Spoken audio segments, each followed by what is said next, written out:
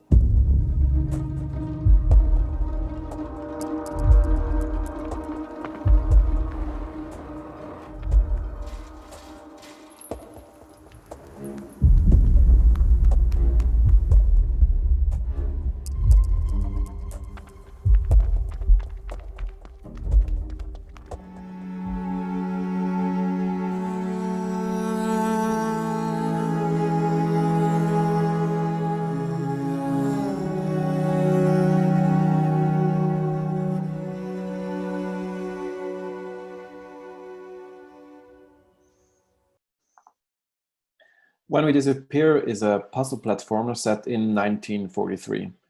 It is about a young girl who is separated from her parents as well as her younger sister and escaping the torments of World War II. The game is based on true events, and the whole story and the game design are based on researched biographies and events. In the game, you as a player experience historical challenges and dilemmas during the war. So the game is in development, and currently the first chapter of the game has been finished. This chapter will be used in a pilot study this coming fall and brought to over 100 schools in Switzerland to explore how games can be used for historical learning. Approximately 2,000 students will test and play the game, and the insights from the pilot study will be used to further improve the game. Now that you know a little bit more about the game, here is the overview of our talk. We want to cover three areas. First, we want to show you in what way the game is history-based. Second, we will give you an overview of the story. And third, we will talk about how the game is used for learning. So let's start with the history-based questions. Why is remembrance relevant in general and also to us? And how do we bring history into our game? So the first impulse for the project came in spring of 2016 during the European refugee crisis.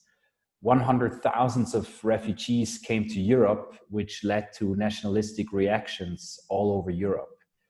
We started to worry and asked ourselves, what can we contribute as producers to increase solidarity, international understanding, and the respect for people with different backgrounds? So we looked back in history and how refugees from Europe fled the war in the 1940s, but just in the opposite direction. In our discussions, it became clear that we have to tell a story about the past, about the darkest chapter of Europe, to make people realize that peace and solidarity are only possible when we treat each other with understanding and respect.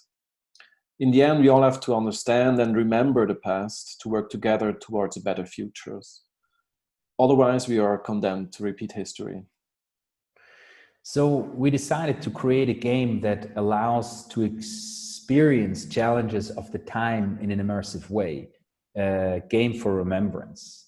We also wanted to create a game which can reach as many people as possible, and especially a younger audience as well.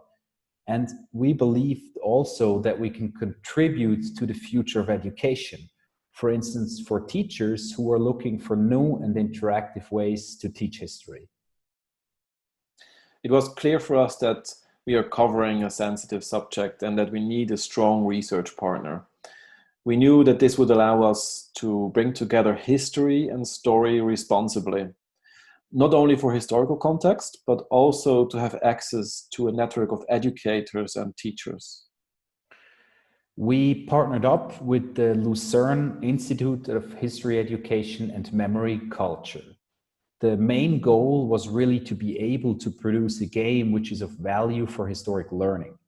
Over 1 year, we worked very closely with over 6 historians, scientists, and educators to define general principles, the story, game mechanics, and puzzles which enable a history-based and story-driven game. So when working with the historians, there were especially 2 aspects relevant to us. First, we identified meaningful locations during the war. For instance, here you see the Schouwburg in Amsterdam, which used to be a famous theater.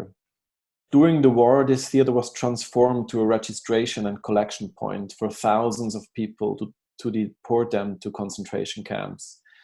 This theater is relevant in the game because it is where the girl and her sister are separated from the parents. Another very important aspect was to identify real biographies of children during the war, how they went into hiding and how they escaped. Create a single storyline from various actual biographies and create a collage. In this process, we were especially interested in stories of resistance fighters who helped all these children, but also the collaborators who stood in their way. So all these learnings were brought into a detailed storyboard where all the key moments and challenges were described.